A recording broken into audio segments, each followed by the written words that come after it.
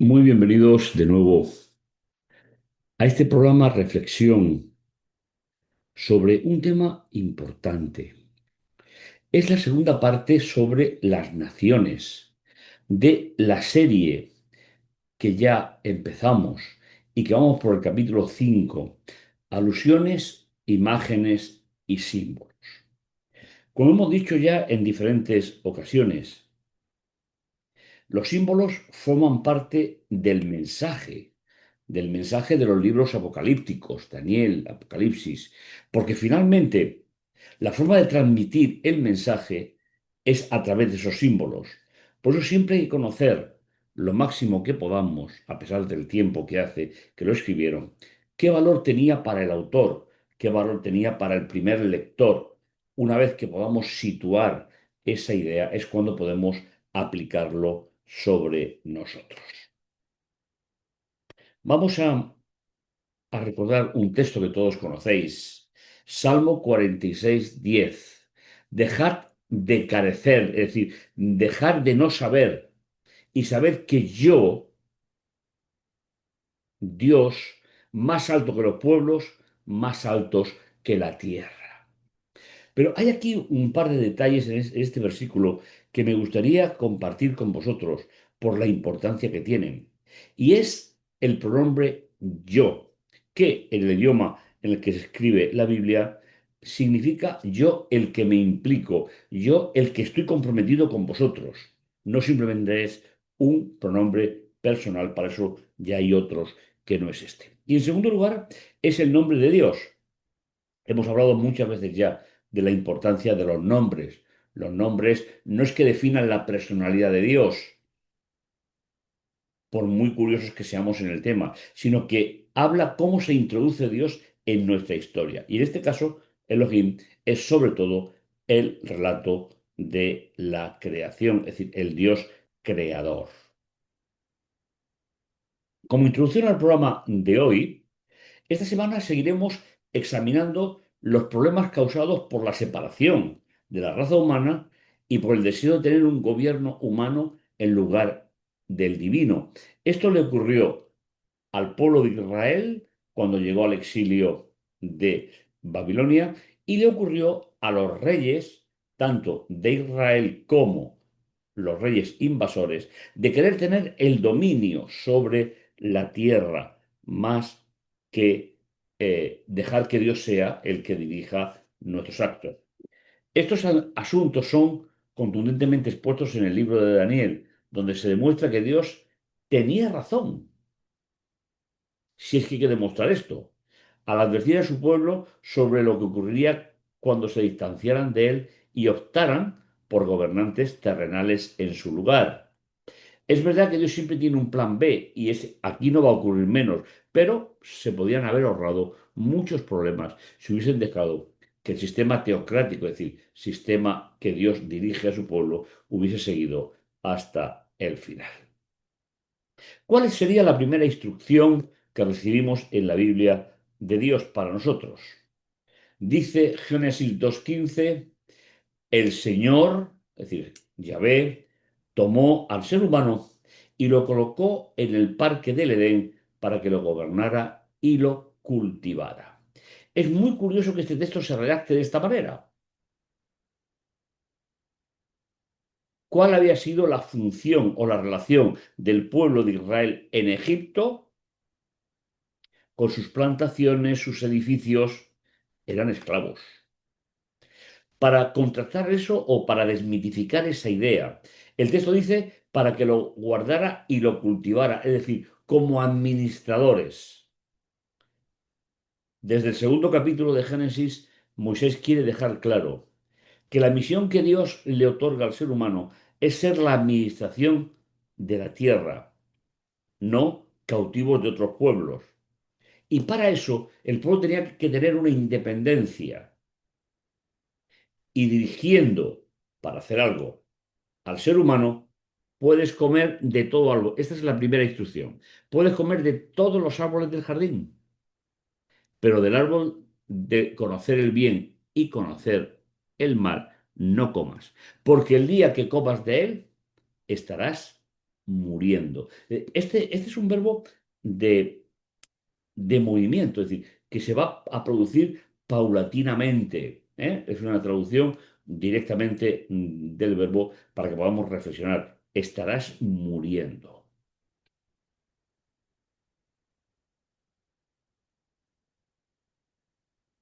Dios tenía la intención de instruir a su pueblo recién liberado de manera completa y prevenirle del sufrimiento que ciertos conocimientos le ocasionarían a largo plazo, es decir, el mal. No es que Dios esté limitando la libertad del ser humano, la está fortaleciendo. Es decir, cuando nosotros sabemos cuáles son las consecuencias de algo, tenemos más capacidad para decidir. Ellos vivían en el bien absoluto. ¿Qué pasaría si pasaran al mal? En primer lugar, que no podían volver. Y en segundo lugar, que sufrirían las consecuencias. Como le ocurriría al pueblo más adelante cuando éste decidió autogobernarse en lugar de ser dirigidos por el mismo Dios. Desde la caída habían vivido el bien. Génesis 1:31. Todo era bueno en gran manera, pero ahora vivirían en el mal, sin poder regresar a los medios anteriores que ya pasarían a la historia para muchos milenios después. Después de milenios de vivir el mal, durante la época de la apostasía de Judá bajo el reinado de Joacín, con el que empieza el libro de Daniel, el pueblo fue llevado cautivo bajo órdenes de reyes paganos por segunda vez, incluyendo Egipto como la primera. Y ahí se nos dio una serie de detalles importantísimos que debemos de conocer porque el capítulo 2 de Daniel va a jugar un papel importantísimo en la historia. Posiblemente sea el que más trascendencia tenga, aunque estemos acostumbrados a darle importancia a otros capítulos. En el año segundo de su reinado, es decir, si el comienzo del cautiverio fue en el 605, es decir, en el 603, Nabucodonosor tuvo un sueño y sobresaltó y no pudo seguir durmiendo. Aquí ya empezamos a tener, aparte de una realidad concreta de la transmisión de un sueño por parte de Dios, también tenemos algo que es muy, muy importante para los reyes de la época, sobre todo Medo-Persia, que es y los babilónicos, que son los que nos interesan para el libro de Daniel. Conocer los sueños para ellos era que te dirigían sus dioses, es decir, que los dioses mandaban mensajes para que el rey supiera tomar sus decisiones. Con lo cual, el propio sueño se convierte en un símbolo de una realidad que va a durar milenios. Mandó llamar a málogos, astrólogos, agoreros, adivinos, es decir, al Consejo de Estado, para que le explicaran el sueño. Cuando llegaron a su presencia, el rey les dijo, he tenido un sueño que me ha sobresaltado y quiero saber lo que significa. Los adivinos contestaron al rey, no hay un ser humano en la tierra que pueda decir lo que el rey pide. Porque finalmente la propia idea de la época sobre los sueños también invalidaban la bendición del rey. Porque si los dioses transmitían a los reyes un mensaje particular para asegurar su soberanía, no era posible que los demás lo supieran. Pero aparte es que él lo ha olvidado. No hay ni un solo ser humano en la tierra que pueda decir lo que el rey pide. Además, ningún rey ni príncipe ha exigido cosa semejante al Consejo de Estado, magos, astrólogos o adivinos.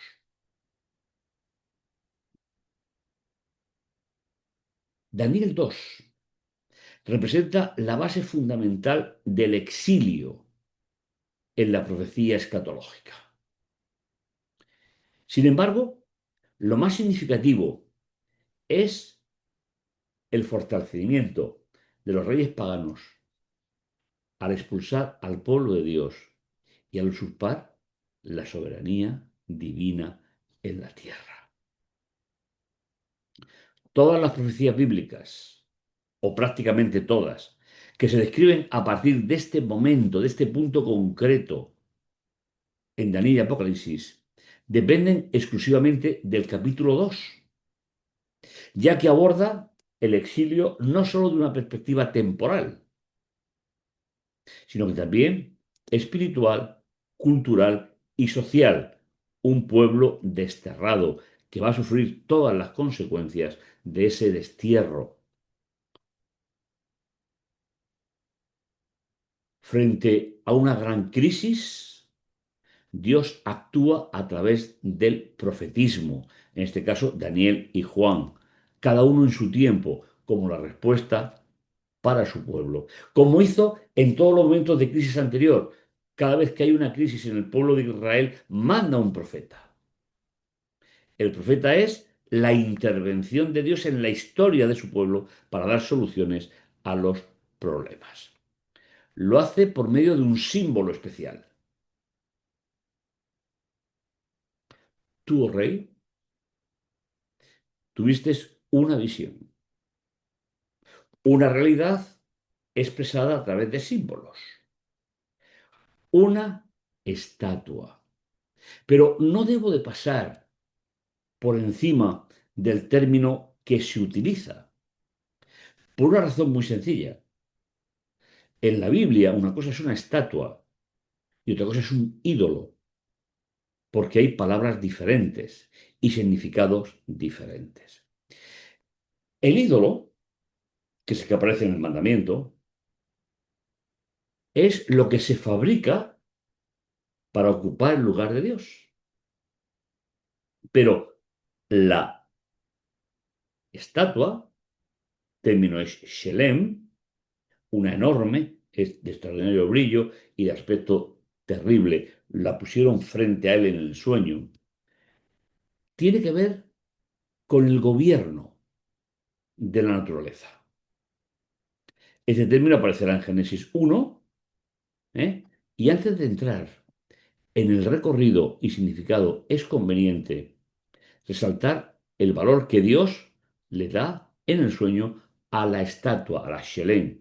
Un texto clave, fijaos, es en el capítulo 2, frente a esa crisis, frente a esa situación, frente a la necesidad de tener una solución por parte de Dios, nos encontramos precisamente con el versículo que nos va a situar en qué consiste o cuál va a ser el papel que va a jugar esta estatua, esta Shelem. Dice, tu majestad, Rey de Reyes, aquí está hablando Daniel, a quien el Dios del cielo ha dado soberanía, fuerza, poder y gloria. Y fijaos, te has sometido los hijos de los hombres, las bestias del campo, las aves del cielo. Donde quiera que habiten, te ha hecho soberano de ellos. Tú eres esa cabeza de oro. ¿Veis que es la naturaleza, la creación, la que se pone en manos del rey? No un concepto de adoración exclusivo como lo es, no te harás ídolo, ninguna semejanza de lo que hay arriba en el cielo ni abajo en la tierra. Por eso se utilizan términos diferentes. Si os dais cuenta, en el versículo 38 se enumeran las características del sueño en sentido contrario a como es en Génesis 1:28 o 26. Es decir, el ser humano, que es el último que se crea, y las aves son las primeras, aquí se pone al revés. Eso es muy propio de la literatura hebrea. Cuando se está señalando por segunda o tercera vez algo que le pertenece a la soberanía de Dios, se suele invertir para así llamar la atención de aquellos que están escuchando el texto. Donde quiera que habiten, hombres, bestias, aves, Dios te ha hecho soberano. Esto implicaba algo especial, que aunque Dios no había evitado que Nabucodonosor llegara hasta el gobierno de la tierra hermosa, el rey debería de mantener una ética para el pueblo de Dios. Y finalmente lo que nos va a mostrar, pues, esta Shelén, esta estatua, es que hubo unos buenos y otros malos, unos que cumplieron la voluntad de Dios y otros que no la cumplieron. Recordando el versículo que hablábamos de Génesis 1:26, ¿eh? Gobernar los peces del mar, las aves, las bestias, toda la Albania, todo lo que hay en la tierra. El reino de Dios, según la estatua, es el sexto reino.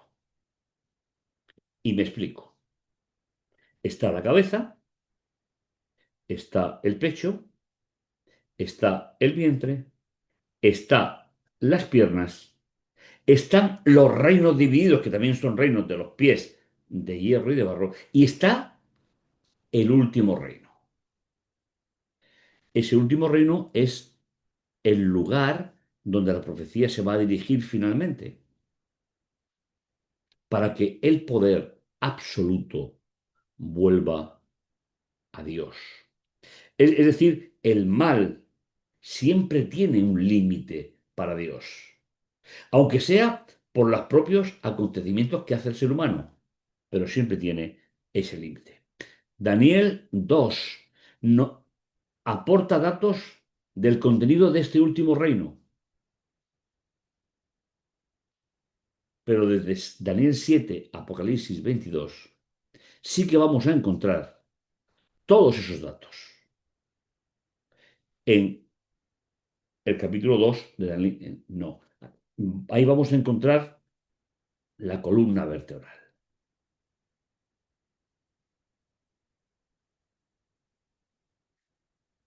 La base del capítulo 7 de Daniel, primera visión de este, está en cuatro bestias simbolizadas con características propias. Es decir, esas bestias son símbolos zoológicos, pero símbolos finalmente. En primer lugar, animales inmundos y multiformes. En segundo lugar, no pertenecen a la creación de Dios, sino al mundo de los símbolos. Dios no creó, ni existe en la naturaleza un león alado o un leopardo con cuatro alas. Con lo cual, cuando llegamos al capítulo 7, donde hay mucha gente que se desconcentra o se desorienta con el tema, tenemos que tener muy claro que es un símbolo. Y como decíamos al principio, el símbolo con el valor universal es el que tiene que leer el lector, saber qué significaba para ellos. Y fijaos, vamos a ver algunos detalles importantes.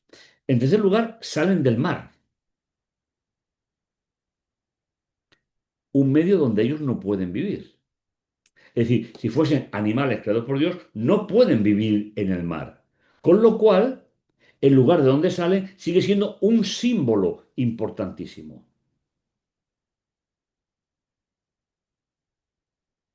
En conjunto, estas bestias representan la sucesión de imperios que dominarían la historia humana.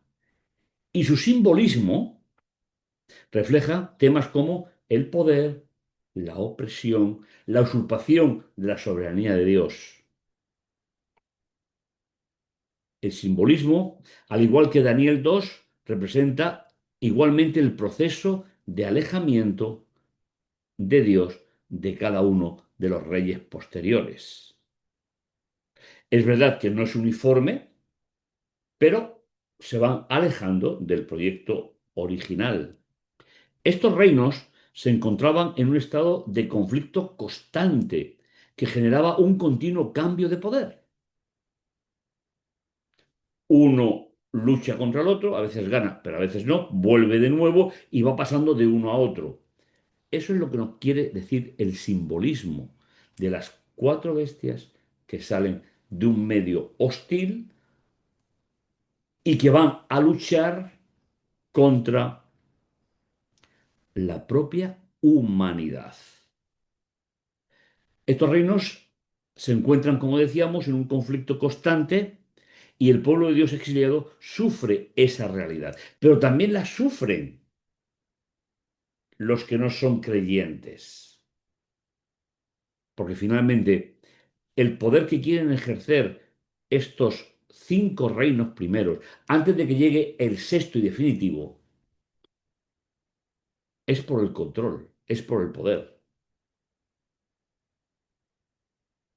Reyes que sustituyen a Dios, personas que se ponen de parte de ellos, por lo tanto forman parte del conflicto, o personas que se ponen de parte de Dios y por lo tanto sufren el conflicto. En el año primero de Belsasar, rey de Babilonia, Daniel tuvo un sueño y unas visiones mientras dormía. Inmediatamente lo puso por escrito. El Dios verdadero le reveló el sueño que Daniel recordó.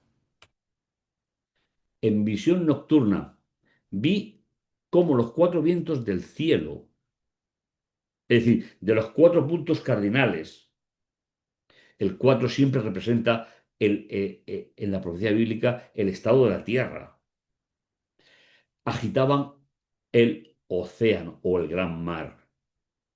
Y cuatro bestias gigantescas, todas diferentes, salían del mar. Ya la propia indicación, como decíamos, de que salen del mar, un medio hostil para ellos donde no sobrevivirían, cambia completamente el valor del símbolo. Salen de un sitio hostil para atacar a la Tierra y a todos sus habitantes, como decíamos, o de una forma o de otra. El contexto del libro de Daniel nos obliga a leer el capítulo 7 con una dependencia absoluta del capítulo 2. Pero es que os voy a decir más, si me permitís. Desde el capítulo 3 de Daniel hasta Apocalipsis 22, estaríamos obligados a leer teniendo como trasfondo el capítulo 2 de Daniel. Porque todos los acontecimientos que se van a narrar tienen que ver con esa estatua. Jacques Ducan, uno de los grandes especialistas en Daniel, habla de este paralelismo es más que un factor unificador. Es la clave de nuestro método de lectura. Nosotros leemos Daniel y Apocalipsis por método histórico literario como el método más apropiado para ello. Con lo cual, no es que solamente sea algo que describe acontecimientos, sino que es algo que está dentro del propio sistema de lectura. Y el capítulo 7 nos servirá para ir rellenando ya el reino de la piedra, con acontecimientos que el lector deberá de saber interpretar en el momento en que llegue, nunca antes. Entonces, si vemos la estatua, la Shelem, vemos que van pasando reinos, vemos que estamos en los pies de hierro y de barro, pero vemos que falta la piedra. Y la pregunta que se tiene que hacer todo lector es, ¿qué datos nos dan Daniel y Apocalipsis que le van a dar sentido a ese sexto reino, al último? ¿Qué ocurrirá ya eternamente en ese reino definitivo? Esa va a ser la función de la lectura de Daniel y el Apocalipsis e incluyo, si os parece, el conflicto de los siglos. Los animales son símbolos al igual que la Shelem del capítulo 2. Estas naciones se hallan en un estado de confrontación permanente que controla o intentan controlar el poder en la tierra. Es decir, salen del mar, pero salen para posicionarse en la tierra. Salido de un medio hostil, con lo cual te está diciendo que es un medio que produce problemas, que produce enfrentamientos y que intentan controlar el planeta como visión general y al pueblo de Dios como visión particular. Daniel va a contemplar mucha parte como profecía, pero tendrá los suficientes apoyos en lo que vivió él con el imperio babilónico y el imperio medo-persa.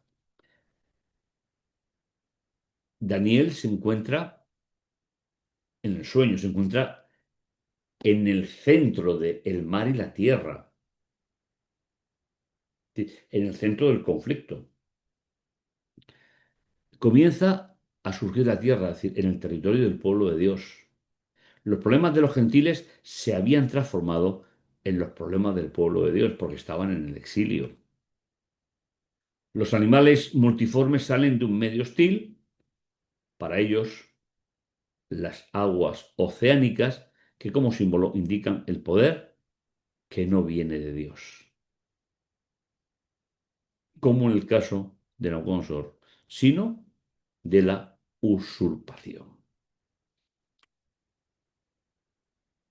Tampoco creemos que sea casualidad que el rey que gobierna en el periodo de la visión del capítulo 7 sea Belsasar, que proporciona él mismo un contexto simbólico. El gran apóstata idolátrico que hizo una orgía sexual utilizando los utensilios de oro del templo de Dios, se va a convertir en el símbolo del conflicto. El rey Belsasar, Bel protege al rey, ofreció un gran banquete a 1000 de sus destinatarios y en presencia de ellos se puso a beber vino bajo los efectos del alcohol. Belsasar mandó traer los vasos de oro y plata que su abuelo Nabucodonosor se había llevado del templo de Jerusalén, para que bebieran en ellos el rey, sus destinatarios, sus mujeres y sus concubinas. Trajeron pues los vasos de oro de plata tomados de la casa de Dios en Jerusalén y bebieron en ellos todos los que allí se encontraban. Simbólicamente, como símbolo, la tierra es el lugar donde habitan creyentes y no creyentes, que se van amenazando por los monstruos multiformes marinos. Simbólicamente, al enfrentar la tierra y el mar, la tierra suele simbolizar el mundo ordenado o incluso la tierra de Israel en algunos contextos, mientras que el mar representa a las naciones gentiles que la amenazan de la misma manera que el mar pone en peligro a la tierra. Es una cita sacada del Simposio sobre Apocalipsis de Olbrot, que es el editor. Una colección de libros sobre el año Apocalipsis que es realmente extraordinaria. Pero hay una nueva oportunidad. Si miramos la estructura del capítulo 10 de Apocalipsis, y si me permitís hacer un pequeño comentario sobre ello porque es algo realmente importantísimo. Fijaos, comienza diciendo, vi descender del cielo otro mensajero poderoso. Y la contraparte dice, y él me dijo, el único sujeto que hay en todo estos versículos es el ángel poderoso. Es decir, y el ángel poderoso me dijo, es necesario profetizar de nuevo.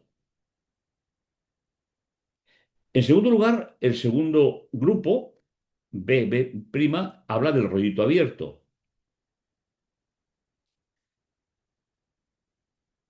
C y C' y juró el que vive por los siglos de los siglos, es decir, el mensajero poderoso. Y le dice, en los días del séptimo ángel, el misterio se cumplirá. Y de nuevo volvemos a la palabra misterio. La palabra misterio tenemos que aplicarla al ser humano, no a Dios. Y siempre que aparece en Daniel, en Apocalipsis, significa que algo que no tenemos conocimiento va a ser revelado inmediatamente. No es que se quede el misterio en la mente de los lectores. No olvidéis que los libros están revelados. Y finalmente nos dice, como veremos a continuación, ya no hay más tiempo. ¿Qué significa esto? Vi también a un ángel poderoso que bajaba, es decir, pero literalmente que salía del cielo hacia afuera, es decir, salía del cielo hacia la tierra, envuelto en una nube, con el iris, es decir, con el resplandor literalmente, sobre su cabeza. En la Biblia, en la primera gran parte de los cinco primeros libros, ese arco en el cielo tiene un simbolismo muy especial y es el de la protección. Como no había llovido hasta el diluvio, nadie había visto el arco en la bóveda celestial. Es verdad que es un fenómeno físico, pero también es un símbolo. Los símbolos no tienen que ser tan extraordinarios que no tengamos visión de ellos. Simboliza el compromiso que Dios hizo con Noé de no volver a destruir la tierra por medio de un diluvio. Es un símbolo de alianza, de compromiso por parte de Dios hacia el hombre, aunque aquí no implica el compromiso del hombre. Su rostro era como el sol, sus piernas parecían columnas de fuego.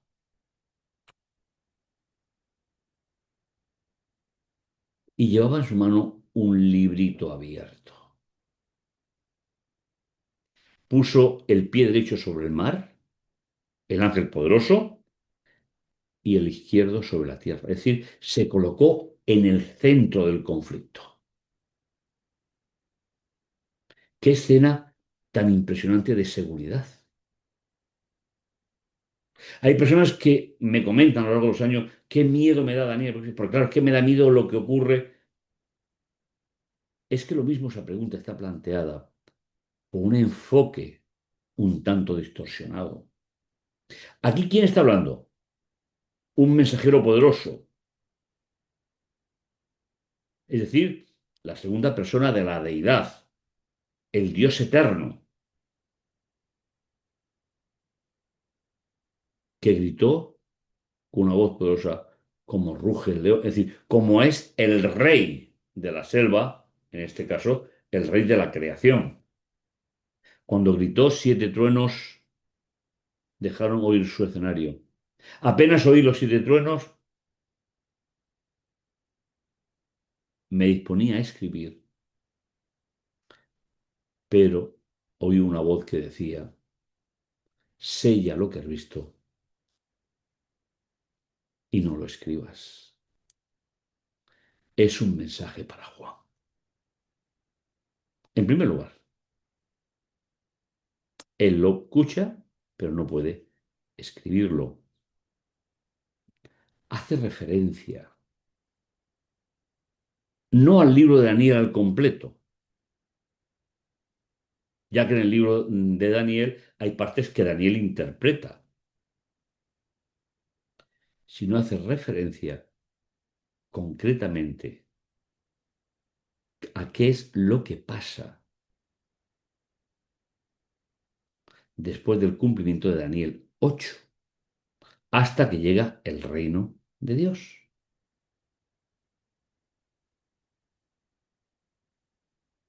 Entonces, el ángel que he visto yo de pie sobre el conflicto, levantó la mano al cielo, su mano derecha, la mano de las bendiciones, y juró por el que vive por los siglos de los siglos, por él mismo, que creó el cielo y la tierra y cuanto hay en la tierra,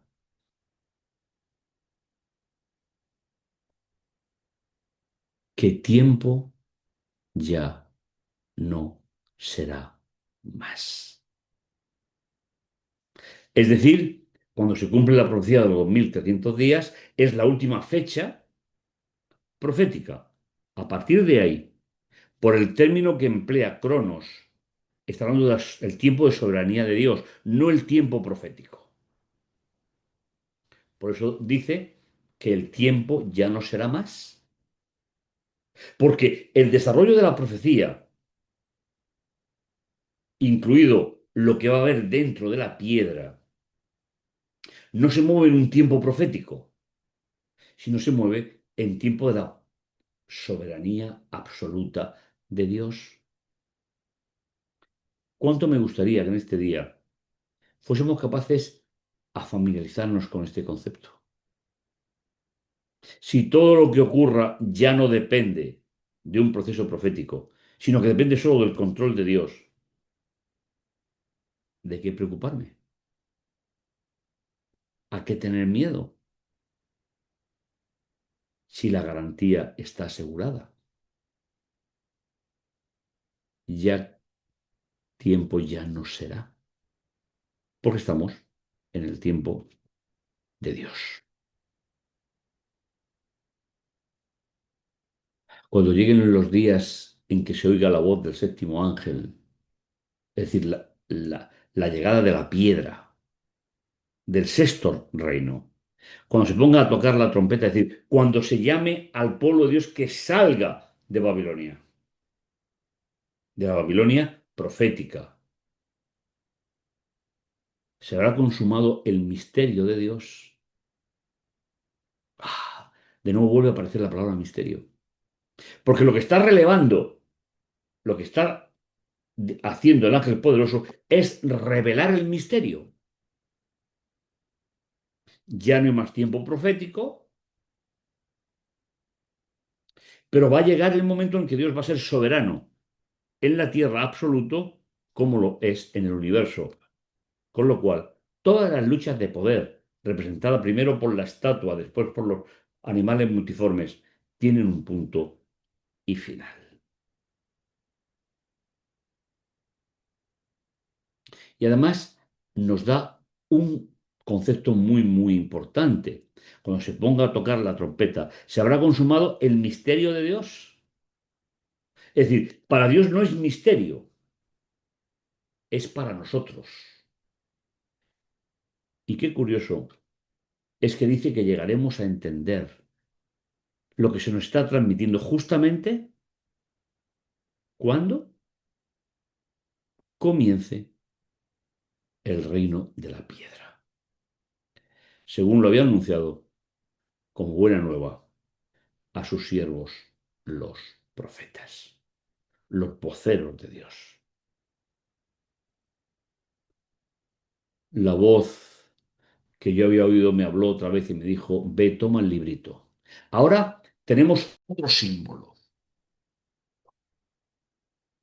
Tenemos una parábola viviente, muy propia de los profetas. Y Daniel no va a ser menos. Ve y toma el librito, es decir, esa parte del libro de Daniel que no está en el tiempo,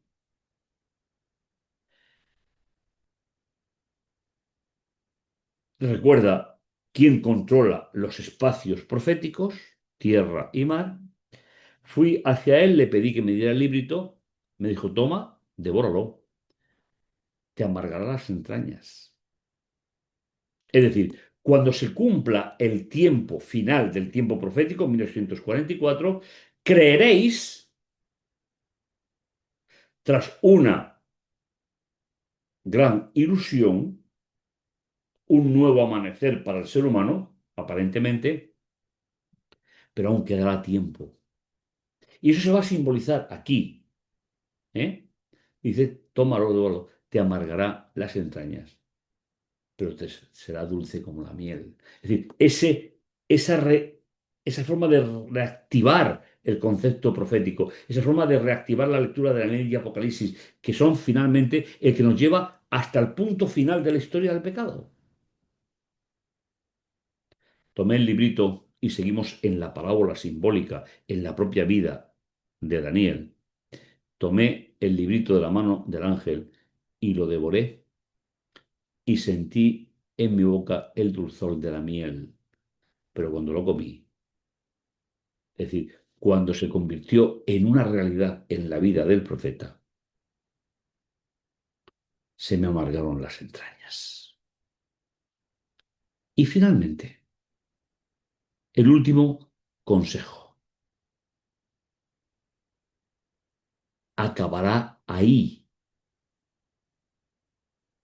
el capítulo. El versículo 11 es una nueva indicación por parte de Dios para reafirmar que el daño que ha ocasionado el rollito en el estómago de Daniel no es el final de la historia, sino el comienzo de otra mucho más importante. Entonces me dicen, tienes que profetizar otra vez